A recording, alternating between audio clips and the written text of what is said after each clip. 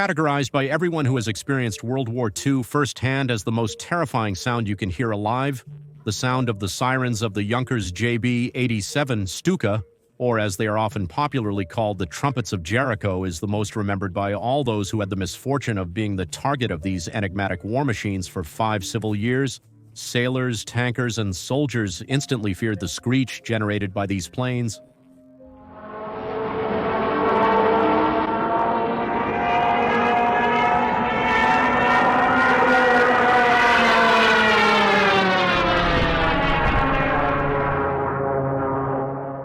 But what was the point of having these sirens on the Stuka? What was the purpose of these? Many believe that these served a humanitarian purpose by giving advance notice of bombings or were gadgets to lower troop morale. However, these reasons are completely or partially incorrect. In fact, there are many more reasons related to aircraft handling and purely aesthetic ones. Today we will answer this question. And why not, we will also see how the curious sound emitted by the Stuka evolved as the conflict progressed.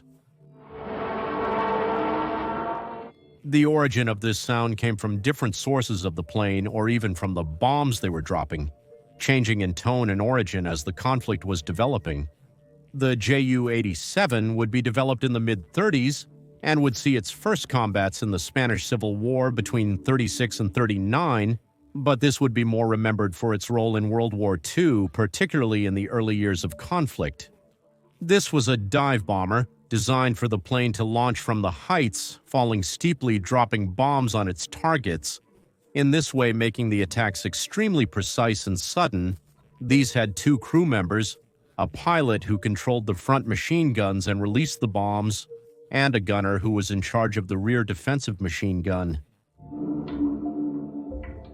Being extremely important since the Stukas were considerably slow planes and were susceptible to attacks from behind, the Stuka was slow but was equipped with a lot of latest technology systems designed for dive bombing.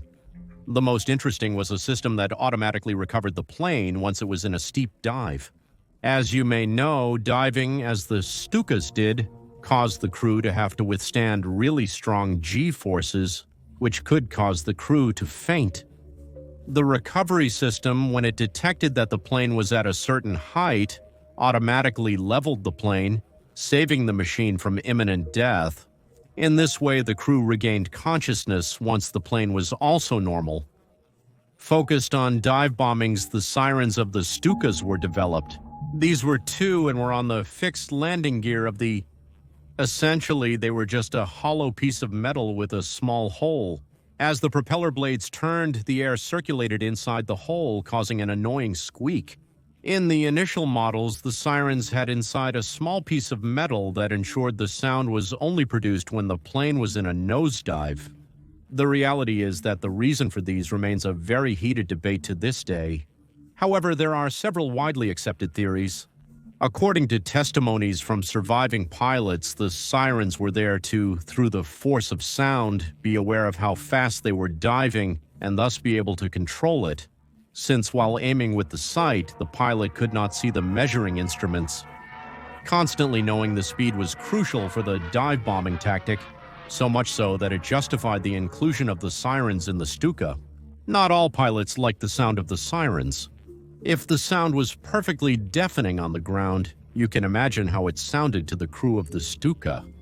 But when the Stuka participated in the first large-scale bombing missions, the pilots noticed something very interesting, and that was the great disorder and impact that the noise of the sirens generated on the ground troops. Its use, despite being annoying, had a couple of quite interesting utilities. However, there are records that some squadrons removed these sirens, claiming that they actually alerted the attacked forces a few seconds before dropping the bombs, giving them a small window of time for the anti-aircraft defenses to shoot at them, in addition to the already mentioned annoying noise. These squadrons that removed the sirens from their dive bombers used a substitute for them. They put whistle-like tubes on the tails of the bombs.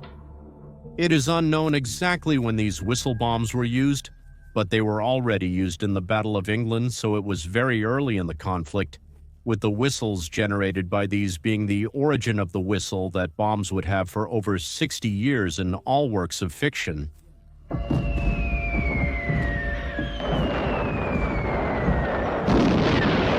With these whistles, noise was only produced when the bombs had already been dropped, and the noise did not bother the plane's crew, so the noise of the Jericho sirens, whether produced by bombs or by the sirens themselves, unexpectedly ended up having the goal of lowering troop morale, even though they were actually initially designed as another measurement instrument.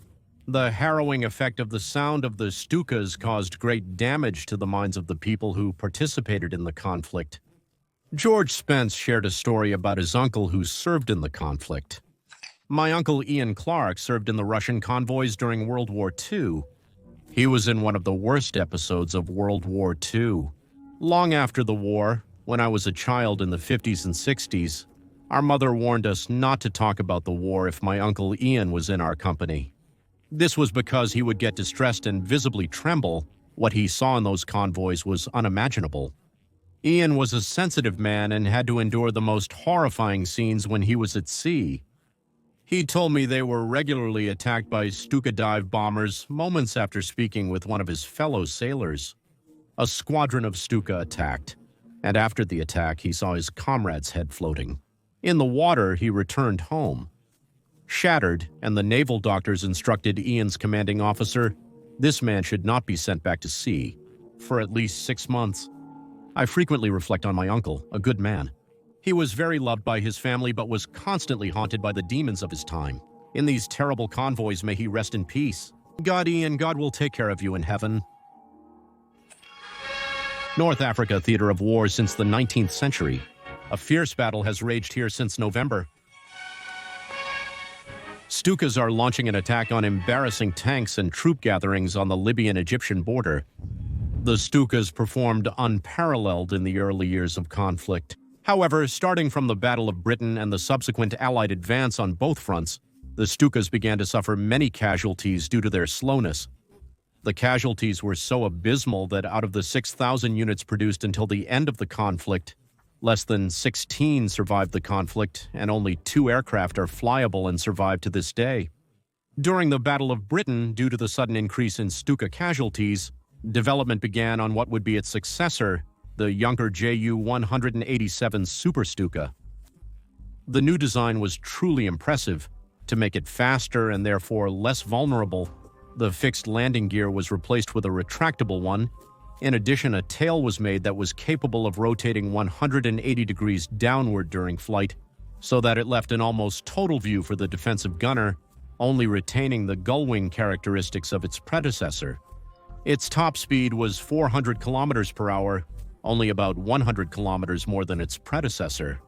As we can see in the design of the Super Stuka, the curious sirens were completely eliminated, opting more for the option of bombs with whistles, more innovative and with fewer problems, as we mentioned before.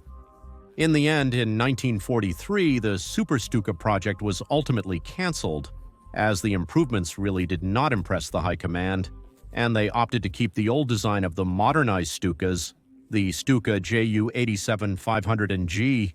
Even though its design itself was from the 20s, it was clearly completely outdated, and despite its improvements, so the sound of the trumpets of Jericho sounded until the end of the conflict, until the last Stuka was shot down in the battle for Berlin.